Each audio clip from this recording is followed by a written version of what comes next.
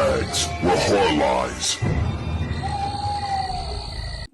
Hello, welcome to Body Bags. My name is James and I'm a Sunday night reviewer, and I decided to bring you for the first review of the year a 1972 Darren McGavin in The Night Stalker, directed by John Llewellyn Moxey.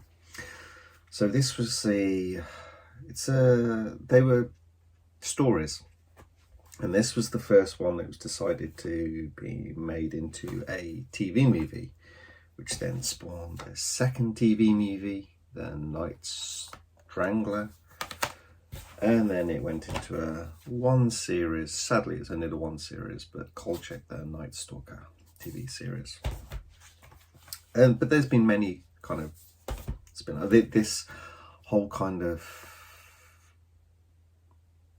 story kind of reinvigorated a bit of a genre, because this was like you think you have Dark Waters TV series. You have what's that Stephen King one, the vampire one. Anyway, it's like modern day tellings of kind of vampires and things like this, which is what this movie is. So it has some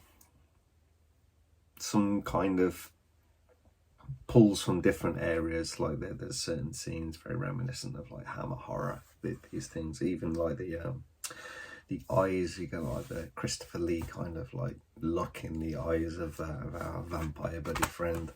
And even, was it Chris Carter from the X-Files says this is where I got X-Files from, The Night Stalker. Even in one of the earlier episodes, it's like a werewolf episode, I think, maybe the first series.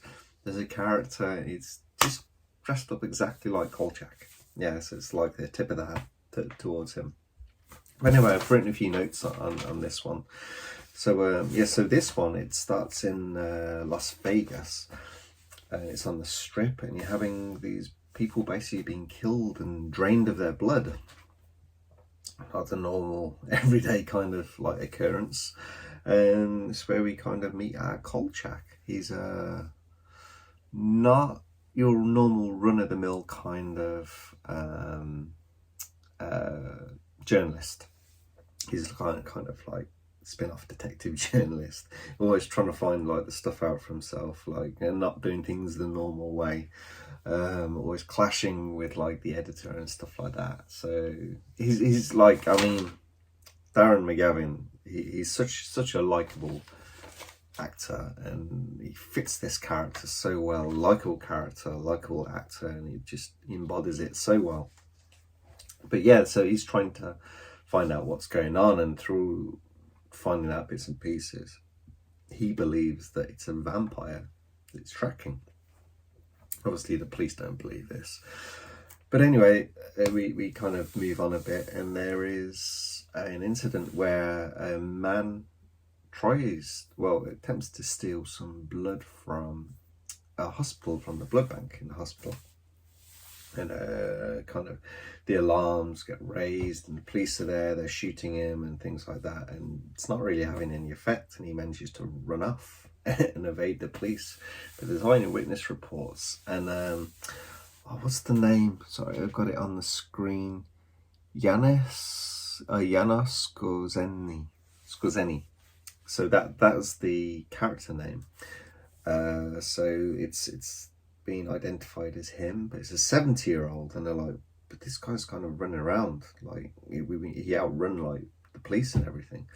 So digging into it a little bit more, we find out that he's actually he's wanted for there's other open cases and blood loss cases, murder with blood loss. So Kolchak, with the kind of aid, with a kind of gentle persuasion of his girlfriend. She's like very much for all the stuff he's doing. She's like, you should research into vampires, into the vampire lore, that sort of thing. So he gets a bit of a heads up. He really starts delving into it, and he's like, this is a vampire. So in a strange thing, he actually starts to work with the police. They use him as like an expert kind of thing in the situation. He's doing his very crazy things, but they're like, look, let's do things this the proper way. But he actually finds the house, the hideout where this guy is hiding. And he finds like a coffin and stuff like that. He finds this person tied to the bed with blood being taken out intravenously. And it's like, oh, it's a bit crazy. But then he comes back and so we have a fight ensues. Obviously this guy has a lot of strength. He outfought like police getting shot and stuff like that. But then one of the FBI agents like turns up as well and starts to help. And they realise it's the morning, so they kind of open all the shutters and doors and that. All the sunlight bursts in, but he kind of runs, disappears, and then Kolchak's like, I've got my story, I've got my evidence. So then he's going back to his girlfriends and he's like, look, we're gonna go, let's move to New York, let's get a good life there. It's like, this story is gonna like propel me. So he writes all the story, gets to the paper, and off the press, they haven't printed his story. And it becomes quite aggressive. It's like they're not going to print his story. In fact, it's like they're going to bury his version of events. And it's like, if he talks about it, the police are like going to pin all the murders on him. So obviously he's distraught. He gets back home and his girlfriend's gone. And they put pressure on her and basically she's panicked and disappeared and gone into hiding because they said that's going to destroy her career sort of thing. Like who she is going to put a black mark against their name sort of thing. So then the end of the movie is kind of like him kind of blowing all his money trying to find where she is, and it's kind of like a heartbreaking ending to the movie. And it's like insane. It's like all the evidence is gone. It's like he can't corroborate, he can't kind of confirm any of his story, and that's the end of the movie. So it kind of finishes on quite a downer. But this is kind of one of my all-time favorite TV movies. It's so good. It's so well written. I mean, the second one, you've got Dan Curtis directing the second one. And then in the TV series, you got like big name actors, you got big name directors in that as well. And it's like everyone was on board in the 70s with this Kolchak stuff in it. To me, only two, I mean, I think there are anthology movies, I think. I don't even know if they actually have physical release, but these are the two proper TV, these are the proper Kolchak movies and the proper TV series. Thank you, Kino Lorber. Fantastic work you guys have done there. It just doesn't feel enough for something that's so good and so influential, and it's like how its fingerprint is on so many things after this. You just wanted more all the time of the character and the stories and everything.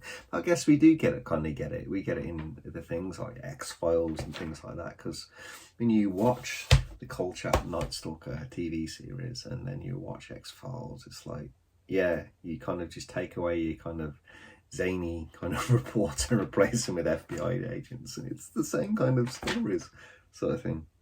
But anyway, that's the end of the review. Hope you kind of like the little thing I've been trying here, or it hasn't worked and all you see is me off to the side, so we'll see if that's worked. But anyway, hope you guys enjoyed this review and I'll catch you next week. Thank you very much. Good night.